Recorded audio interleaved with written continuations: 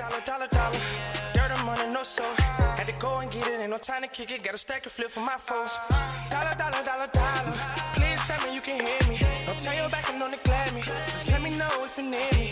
Dollar. Let me watch out for my partners. Keep my money long, get my team strong. Let me run away from my problems. Yo, what's good, original crew? It's your boy DJ New Kid, your girl. Sierra Nicole. Back on the channel, man. We got another Mr. Ballen. This chat room kills people.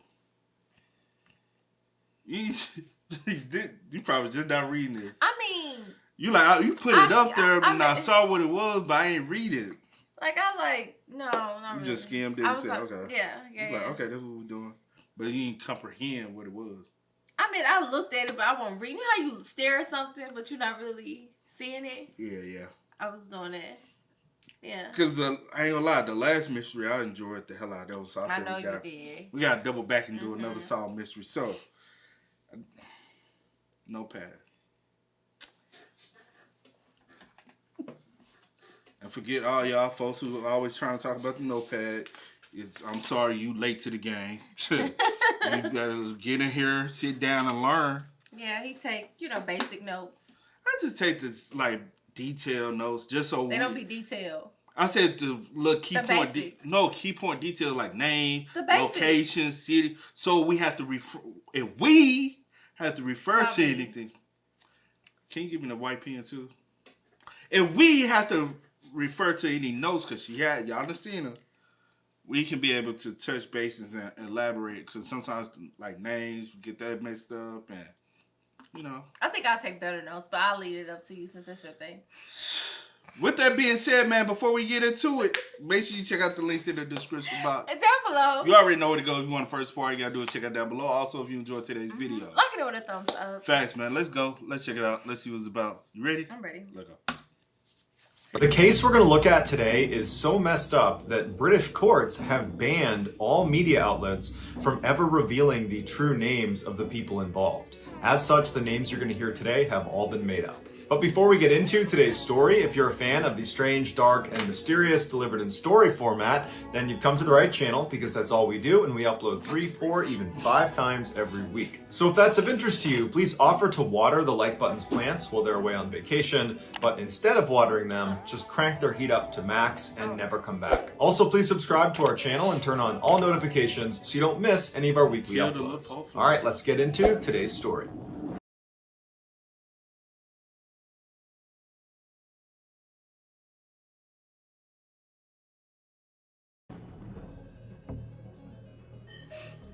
On June 29, 2003, a 14-year-old boy named John and his best friend, a 16-year-old named Mark, were walking in this back alleyway behind a row of shops in Manchester, England. Mark had asked John to go back there, to which John was a little bit confused because it was just a dead end back there. But he went back there anyways because he figured, Mark must have a reason. And so they're walking along this alleyway when Mark suddenly comes to a stop. And he turns to face John, and John's looking at him inquisitively, and Mark just reaches out and grabs him by the shoulder before pulling out a huge knife and drives it into his stomach and says, "I'm sorry, bro," pulls it out again, drives it into his chest before releasing it and letting John fall to the ground. As soon as John hits the ground, he looks up at Mark and he says, "You're killing me." And Mark says, "I had to do it. If you knew all the details, you would understand." And so after only a couple of minutes, John goes quiet and he's laying still on the ground, and Mark would stand there just waiting for about 20 minutes to ensure that John really was dead before calling authorities and claiming some madman had snuck up behind them and attacked his best friend, and you gotta send an ambulance as fast as you can. When the ambulance arrived, to Mark's horror,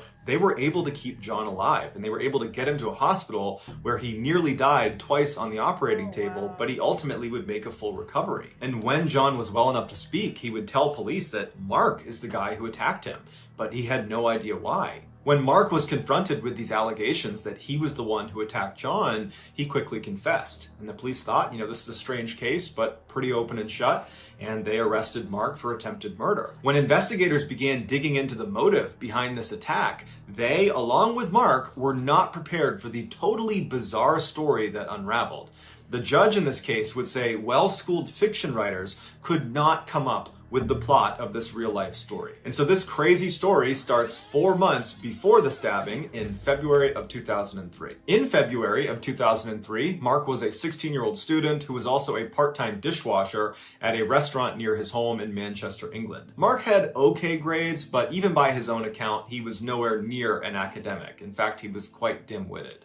He was very close with his family, who all lived in a very modest home in a very modest neighborhood. By all accounts, Mark was living a very ordinary life. That year, Mark discovered an online chat room for teens in Manchester, England, and it was designed to, make friends and talk about fashion and sports. And initially, when he logged into this chat room, he was just watching. He wasn't really participating. But over time, he became a very active user, and in fact, became totally obsessed with this chat room and basically put everything else in his life on the back burner to the point where his grades were tanking and he was staying up all night. I mean, this really took over his life. Also in February of 2013, John was a 14-year-old student who lived in Manchester, England, but not near Mark, and at this point he had not met Mark yet. He was incredibly intelligent and polite and charming, and he was an excellent student, and he went to a very, very prestigious school. But while John's academic life was going really well, his home life was kind of in shambles. His mother had a series of really crappy boyfriends that always left, and they always left her feeling very depressed, and it was just a very sad environment around his mother. And John, unfortunately, had grown up believing one of his mother's ex-boyfriends was his biological father. And even though this boyfriend had abandoned the family, John at least knew who his dad was. But it would turn out his biological father had actually abandoned him when he was a brand new baby, and he had no way of figuring out who his dad even was. John really wanted to escape his home life. He wanted to just live somewhere else, have an adventurous, happy life away from all the sadness and depression he was around all the time.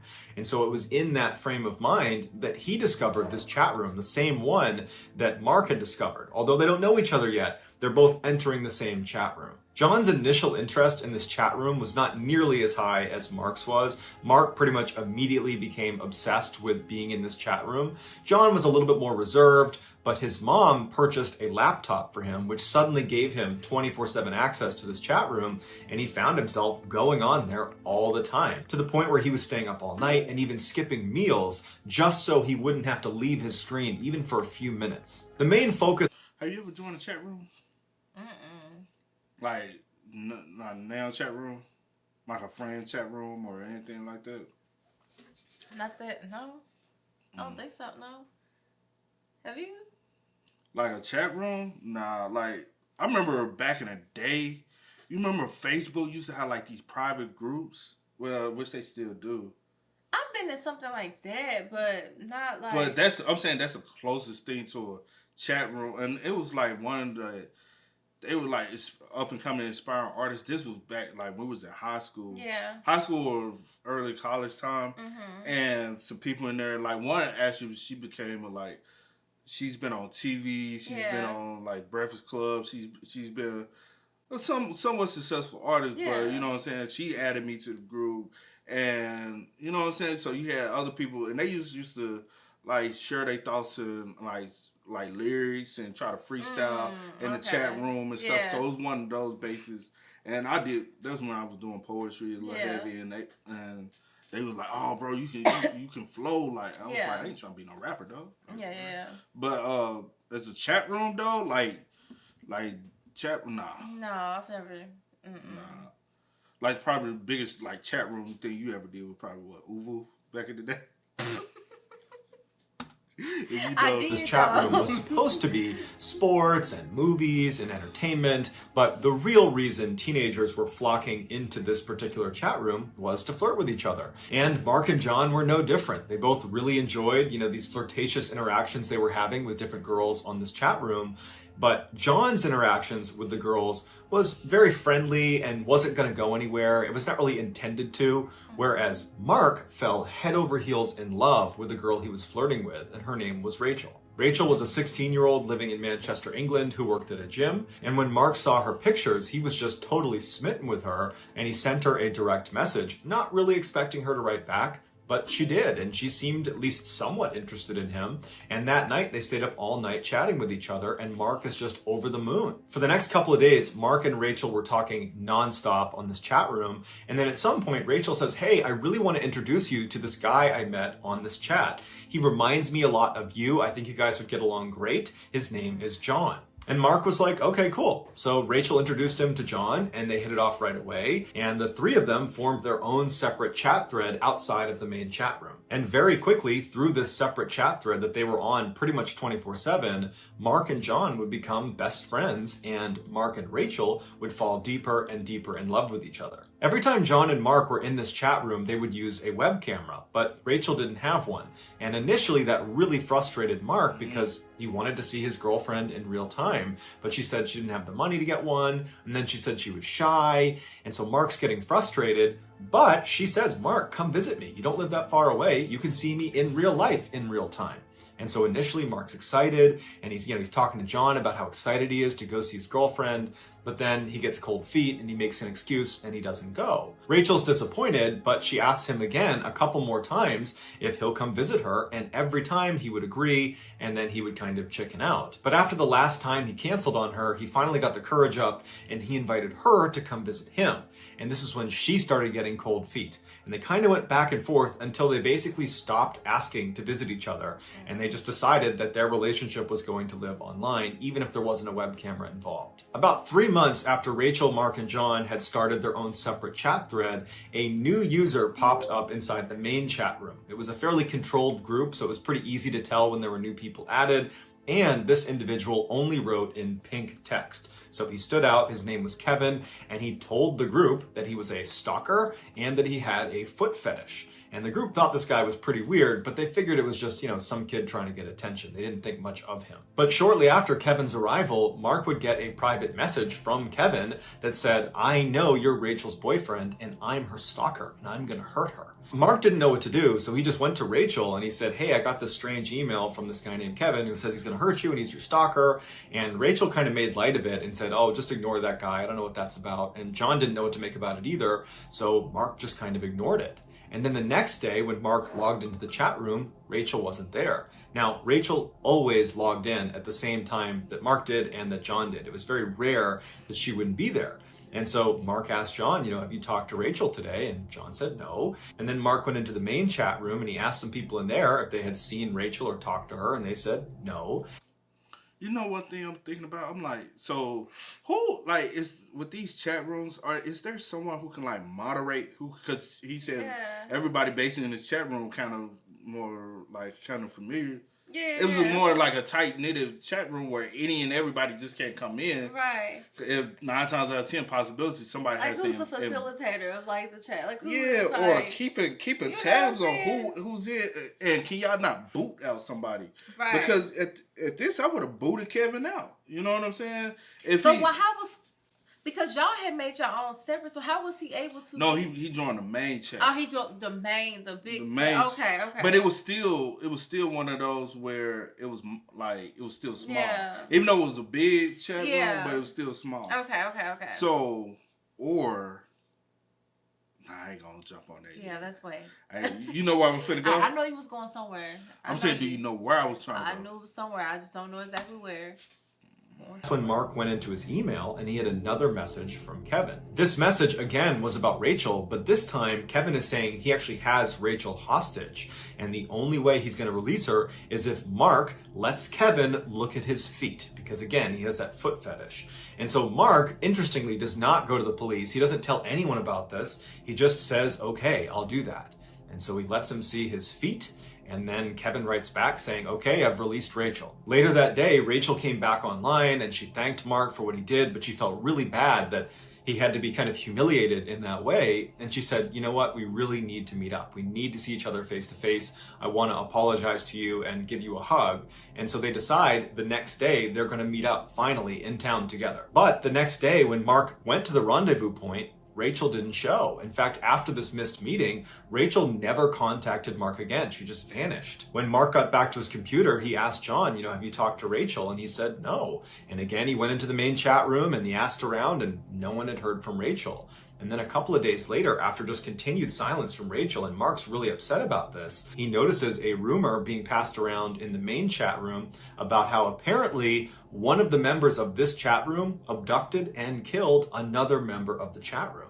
And Mark's thinking to himself, no way, that can't be about Rachel. But almost immediately after this rumor was kind of announced on the main chat, people started chiming in that they think it could be Kevin, the guy who writes in all pink, the guy who claims he's a stalker, and this girl Rachel, because they had both logged out around the same time and had not logged back in again. They were the only ones in this chat room that were that inactive. And then after that, dozens more users were commenting that this was actually true, that Kevin had indeed abducted Rachel and killed her. They'd heard about it in other chat rooms and at school, and all of a sudden, Mark's reality is just coming crashing down, and he feels so guilty that he probably could have done something to stop this, and he didn't. But then interestingly, even though Mark was devastated, just crushed by what has happened, he just continued to log into the chat room and acted like nothing had happened.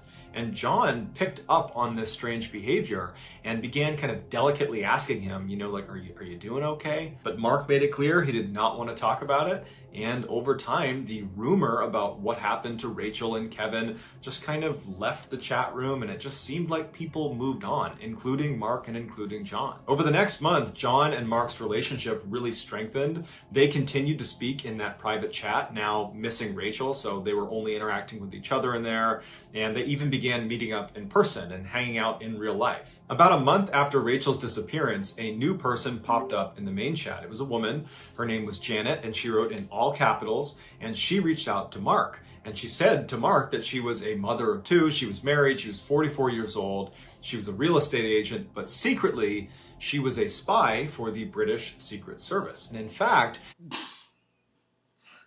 Yo, this sounds so like... a child. I'm just going along for the ride. I'm just like... I don't know. It's so weird, bro. It's weird. Because ain't nothing but teenagers in here, so why would a grown woman... who's finding out about this shit? Huh? I said, what's the coincidence she reaches out to Mark of all? And she has a distinct way, the same way Kevin has a distinct way of chatting. Mm-hmm. Kevin only types in pink. And she only now types Janet, in all caps. Her name is Janet. Janet, 44. Staring at my Janet. Y'all don't even know where they're coming from.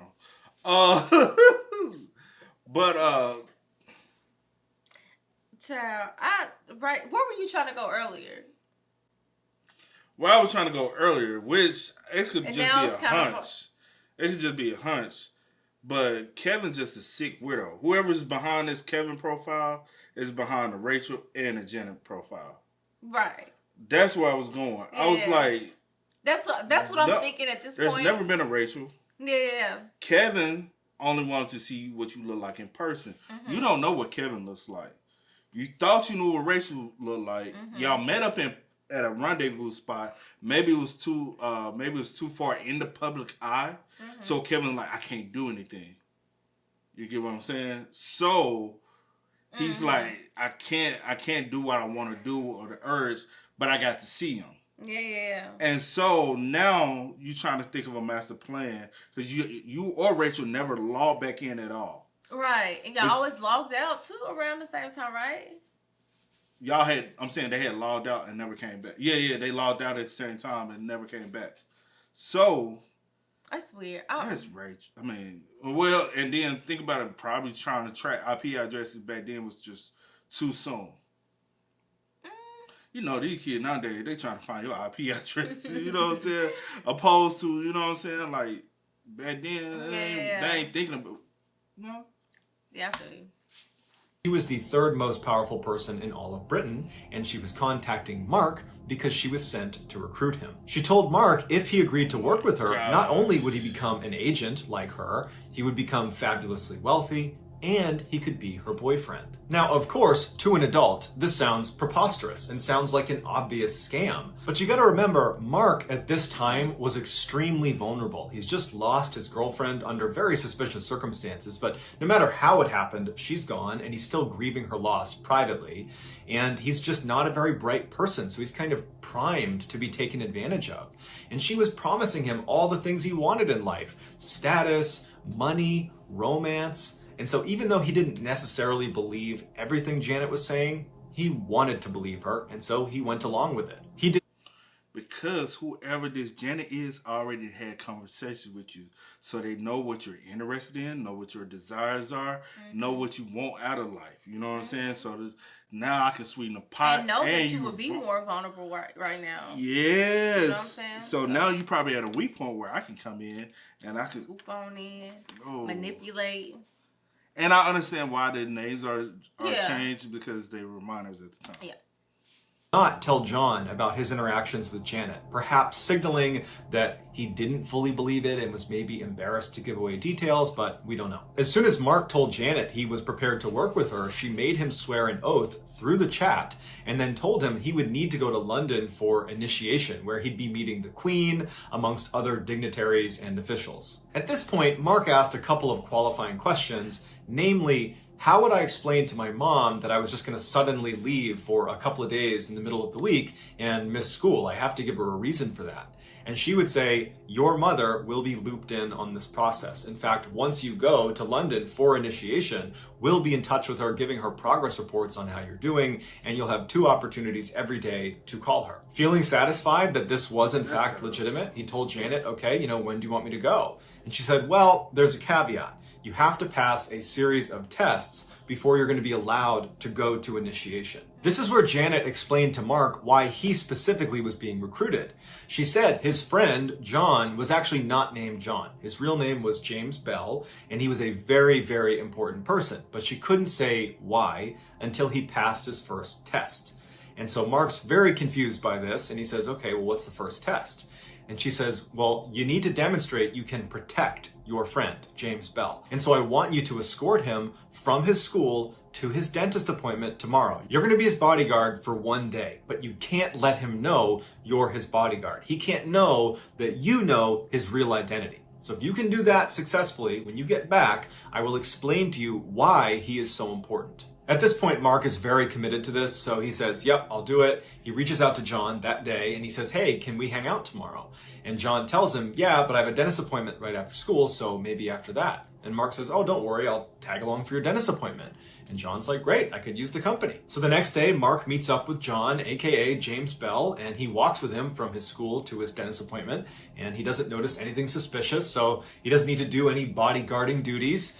And after the dentist appointment, the 2 of them just go to a mall and they spend the rest of the day together. Once Mark got back to his house and opened his computer, there was a message waiting for him from Janet. And the message said, we had agents following you and you did a great job. You passed your first test. Now I can tell you why James Bell, your friend John, is so very important. And she told him that at the bottom of the Atlantic Ocean is this big safe that only a couple of countries know about, and inside of that safe is 568 billion pounds, and it belongs to the Queen.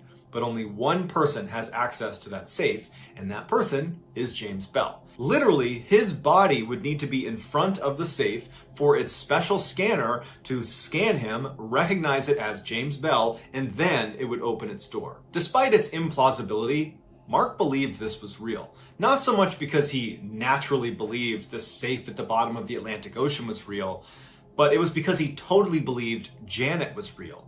Janet had the ability to know what he was wearing, where he had gone that day, what he was up to. I mean, she seemed to know everything about him. And it's because she told him she has agents monitoring him all the time, disguised as bus drivers and teachers and mailmen, that basically he was under constant surveillance. And she explained to him that that's what happens when you're being recruited. We have agents watch you. So when Janet gave Mark his final test, despite how shocked Mark was at what he had to do, he was willing to do it because he really believed he was doing it for the government. The test was simple. Mark needed to kill John, aka James Bell. And she...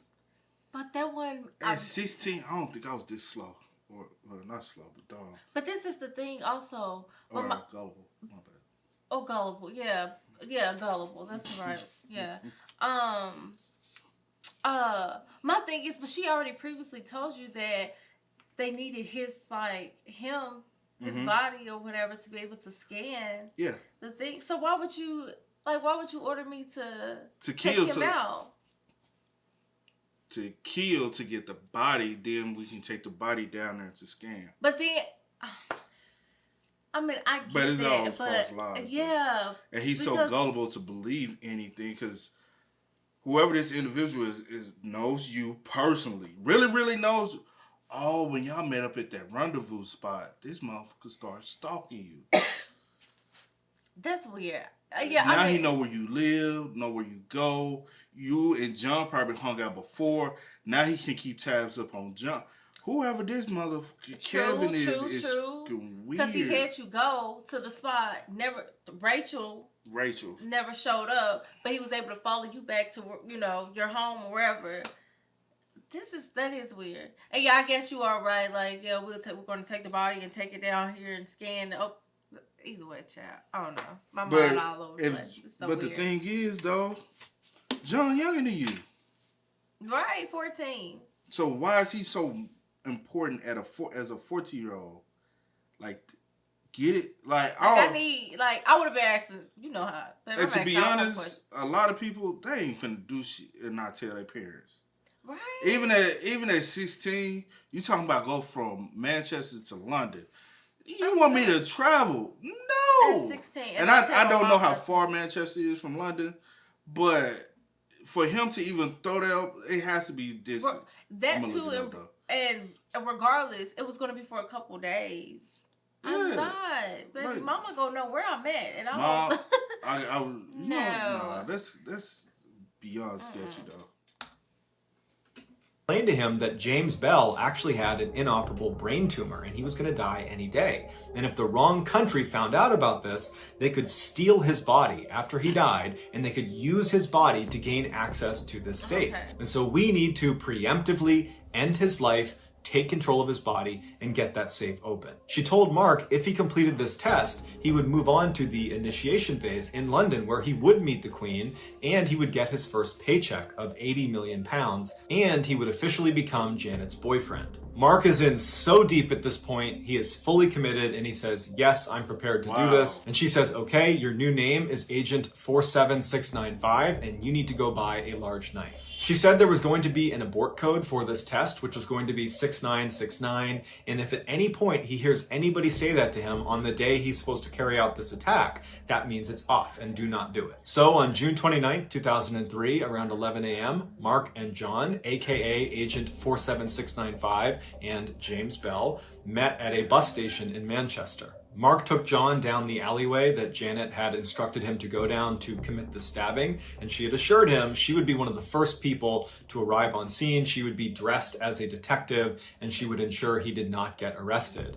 And so once he was in position, Mark turned around, grabbed John by the shoulder, pulled out his knife, said he loved him, and then began stabbing him. When the police arrived, Janet was not there, and Mark, after giving his statement about what happened, was asking the police officers, when's Janet gonna be here? And no one knew what he was talking about. After John survived the attack and said Mark was the one who attacked him, Mark would tell police, you gotta find Janet. She's the one who can explain what's going on here. But Janet never arrived because Janet didn't exist. Neither did Rachel. Neither did Kevin.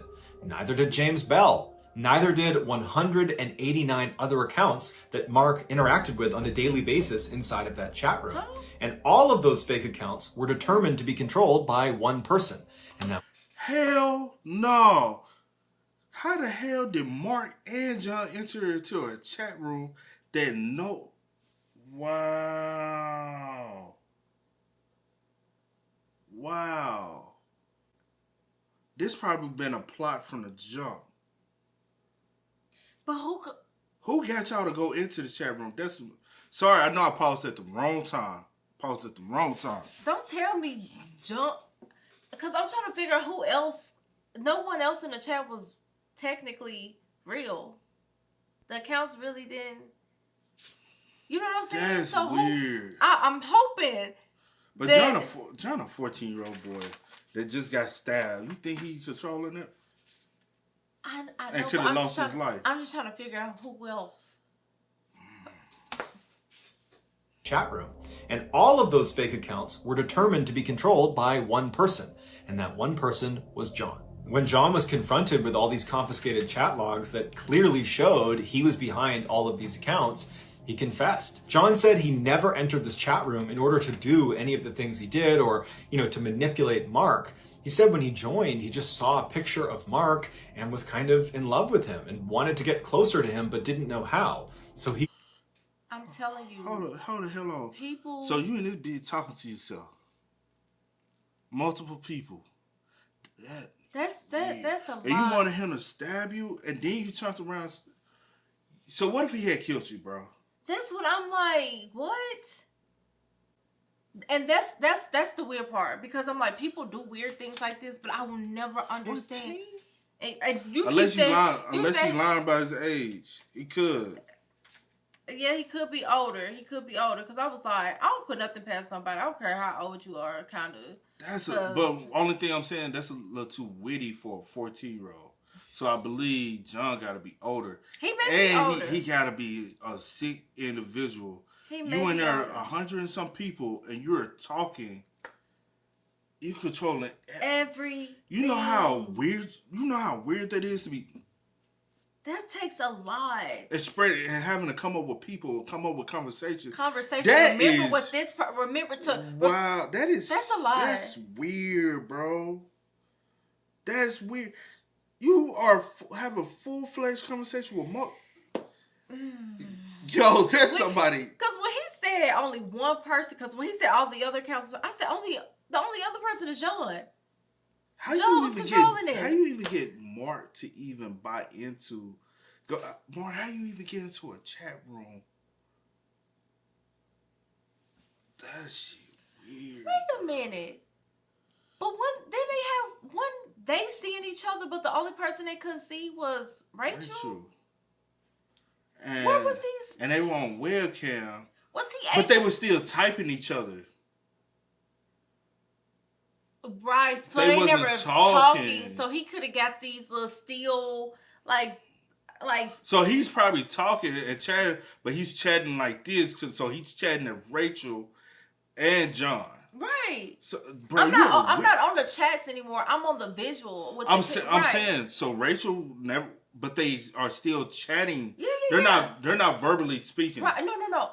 Yeah, I get that. I'm not saying it. I'm just saying it's weird that you did all of this and you had these fake accounts and people on these cams. No, nobody else was on the cam. It was just so you had the main chat room. Okay. You had the main chat room, and then they went off into a separate chat room. Mm-hmm. The only time they went into start having webcam is it was just him, John, Mark, and Rachel, but Rachel never. Okay, Rachel. You right? No, I was about to say it was a chat room. No, I got it. You don't have to keep explaining. Because I was about to say, I was like, that's weird.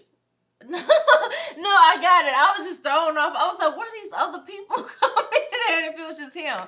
But okay, never mind. I got it. Mark and was kind of in love with him and wanted to get closer to him but didn't know how. So he created Rachel in order to get closer to Mark, but then became jealous of Mark's love of Rachel. So he killed off Rachel using Kevin, and he didn't expect Mark to believe it. He thought he would pick up that this is all made up when he's involving this stalker that's abducting and killing Rachel. But when he saw Mark totally believed it, John realized, wow, Mark's pretty gullible. I wonder what else I can get him to believe. And before long, he created Janet, who had complete control over Mark. And originally, John was using Janet to make Mark spend more time with John. He was going to be the bodyguard of James Bell, which was really John. When John started to feel guilty about what he was doing to Mark, he realized there was no good way out of this without kind of exposing himself and definitely losing his friendship to Mark, something that in a weird way he really, really cherished. And so he decided that the only way to end this was for him to die. And that's when he had Janet flip the script from protect James Bell to kill James Bell. And even on the day where he was going to get attacked, he had given that abort code. So maybe some part of him thought, I don't necessarily want to go through with this. But he never used the abort code. He was literally prepared to die to protect that relationship with Mark. Mark might have had suspicions that something was up with Janet or even Kevin or Rachel, but he never suspected John was behind any of these accounts. He learned about this betrayal when they were in court, and John is confessing once again to being behind all of these people that Mark had been interacting with. Apparently in court, when Mark is hearing this for the first time, he was just standing there, mouth open, just completely dumbfounded that he's hearing this. And then he would say afterwards, "I've been such a fool." Mark was convicted of attempted murder, but he only spent 8 months in jail, and then he was given a 2-month probationary period where during that time, he could only go on the internet with supervision, and he wasn't allowed to enter into any chat rooms. John was convicted of inciting his own murder, which no one else has ever been charged with, so this is a first. And he was not given any jail time, but he was given 3 years of probation, where in that time, he was not allowed to use the internet without supervision, and he also was not allowed to enter into any chat rooms. And both boys were told they had a permanent restraining order on the other. So for the rest of their lives, they will never interact. So that's going to do it, guys. If you found the secret in today's episode, let us know in the comments what it is and where you found it. So give us... Oh, this is a weird and bizarre one. That was the weirdest. Weirdest shit ever, bro. That was weird. My mind hurts. And I understand he was 14, but I just be thinking, like, I hope you will never do something like this again. You know what I'm saying? You never know. That's so crazy. He got a weird obsession, bro. That's weird. And the fact that y'all will never reveal the names is effed up. Because John's name should be revealed. Mark, protection wise, okay, I get why you might not reveal his name. But John, people need to know who he is so they can be aware of him. And I understand not revealing the name at the time because he was a minor. Yeah. But like, I wonder like now because he's an adult. So the world, I ain't never. I don't know, child. Well, so let me ask you this, and let me ask y'all this. So please stick around for the afterthoughts. Do you believe Mark should have gotten any jail time? Mark? Yeah. As a 16-year-old gullible kid who, he did get 8 months. But I said, do you believe he should have got any? Any? Kind of, yeah. Only because my thing is still, like, I understand you were very vulnerable. But also, with me, like, no matter what, as soon as you say something about taking someone's life, something had to snap and be like, wait a minute. Well, let me say this. Go ahead. I believe Mark is I think Mark possibility... I believe Mark went through something very traumatic as far as thinking he lost Rachel and the way he felt as though he lost Rachel. So, with that being said, he was already, especially at a young age like that, you found somebody you thought you were going to be 100% connected with, and you thought there was like, okay, this is my girlfriend. And to lose her the way you did to the Kevin guy, and 9 times out of 10, you were told that, hey, I abducted her. Send me a picture of your feet. I did that. She comes back. Okay, I was able to save her. Now she's gone. We haven't heard anything back from her. It's a possibility I couldn't save her this time. So now I'm in a kind of a mind state. I've been mind fucked. And he probably don't know how to get out of that. Emotionally, right? So now... even me being gullible, then I have became way more gullible now, and so I am at my lowest now. Yeah, and I will believe anything anyone talks. But the only problem, I'm like, bro, Janet is 44. Why the fuck you think a 44-year-old is coming into a chat? Also, giving you these orders and also telling you afterwards we can be boyfriend and girlfriend. Honestly, with 2 kids. Honestly. I need an IQ test ran on Mark. Reason why? It's a possibility Mark is just not intellectually smart to be able to pick up on the signs that the average 16-year-old would have picked up on. So his IQ could possibly be very, very low to the point where he's not fully grasping the understanding of everything. That's the reason why I'm like, it's a possibility that Mark shouldn't have gotten time for this. Mm-hmm. Even though he stabbed somebody to kill somebody, so I think he should go through an evaluation. So if you feel like, saying all that you just said, what do you feel like should have happened? I don't know. Okay. I really don't. But I do feel we need an IQ test ran on him, and we need an understanding. Because if you saying all of this with the IQ, and you feel like he's not intellectually whatever, smart to pick up on signs. Hold on, to pick up on signs. My thing is, who's to say that you will not do it again if situations like if you got in those stressful situations. Go ahead. No, keep going. No. I'm just saying. Oh, excuse me. My thing is, I'm trying to think. All I can do is go with what's going. I'm just putting my hand. Yeah, but you must. No. All I can do is go with what's been given to me. I'm not going to make any other scenarios or any other. Nothing. I'm just going with what's been given. I get you. So go ahead. To answer what you said, so another thing, after you do the IQ test and it comes back, if he's not, you know what I'm saying, low IQ and he's right where he's supposed to be, lock him up. Because now this is your problem. But, and I would have gave him a longer time. Because now this is just on you.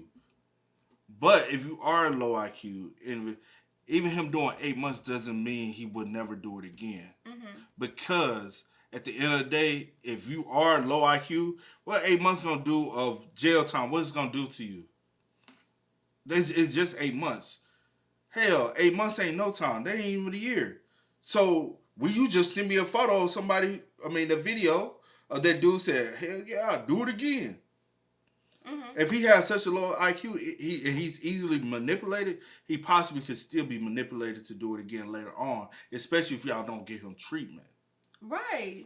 And that's the reason why I said he needs to go through a mental evaluation to see how, what his intellectual aspect is in life. How can he evolve in society? Is he going to be way behind people? Then we need to make sure we get him the appropriate assistance that he needs. But also with that being said, do you believe John should have actually got time? Yes. Do you believe John should have went through a mental evaluation as well? Yes. I do agree with that. Yeah, I don't know. My brain done. No, I think your brain.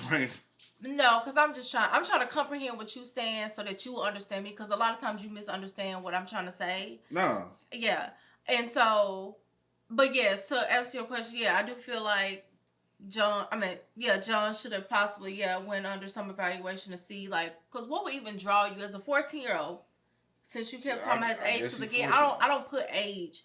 Because I've seen or heard, you hear about stories of kids younger than that doing things. True. And you're wondering, what's the issue? There has to be an issue somewhere. Whatever it is, some type of... And a lot of times when it comes to, situations like this, or when people start diagnosing, or you start seeing signs of things, those things, start happening at an early age. And then it you know what I'm saying? It's little cycles. Here, maybe they because I did this thing in school, with certain ages, I think when you I don't want to put the ages out there because I don't remember, but you start when they was trying to evaluate psychopaths, sociopaths, stuff like that. You start wetting the bed frequently. You start playing with fire. You start doing things to animals, and then you work your way up to harming actual, humans, you know what I'm saying? And then it just it continues. So I don't really put it age. I don't look at the age or whatever, but I do feel like John they should have did something, went under some type of evaluation, and also mark with the IQ, because it's just, you 16. You're older than him. You're older. You know right from wrong. And he could trick you with the little, it was so many details in the whole plot that you could have told you to abort this mission. It ain't what it is. Yeah. There was too many warning signs. Also, John can, if you're willing to, at 14, to go through all that, and also willing to take your own life. Right. Is there a possibility you can go through some things to be able to take somebody else's life? Right. And that's why, I mean, y'all got to put y'all name out there, bro. And to be honest, could it just be the British government system trying to cover up things because of the fact of how accessible it was to get, you know what I'm saying? I don't know. I don't know how the reason. They be trying to protect certain stories. Yeah, but I'm not going to assume because I don't know or whatever the case may be. But again, all of this happened in 2003. Who's to say that they haven't seen? He said 2003. Then he said 2013 at one point. So I was like, you got me at the three. He said 2013 at one point. He said 2003 at one point. Oh, okay. So he confused me right there because he said Mark hopped on in 2003, but John hopped on in 2013. And I was just like, oh well, whatever the dates is, the point still stands. What I'm trying to make. Who's to say that they haven't gotten help or you know what I'm saying, or seek some type of or done things. That too, or seek some type of help, or went under some type of evaluations, or whatever the case may be, or like whatever they needed to heal and move past, and figure out what the problem. Because again, John, he had this obsession for Mark. He fell in love with Mark, so it's kind of like one of them things where also, you know what I'm saying. Also, Mark really needs help. Mark. Y'all went through a tragedy of thinking his girlfriend died, and then this stalker kidnapper thing, and then he's sending feet pics to the stalker kidnapper, and then you go to the point where you thinking you now a part of this secret agency, and then now I done had to go out here and kill someone, and me not finding out that all this was a lie until I'm in court and having to hear the story, and I'm like. Right. And again, it could be an IQ thing. It could just be a thing of being gullible, being naive, being, or just being vulnerable.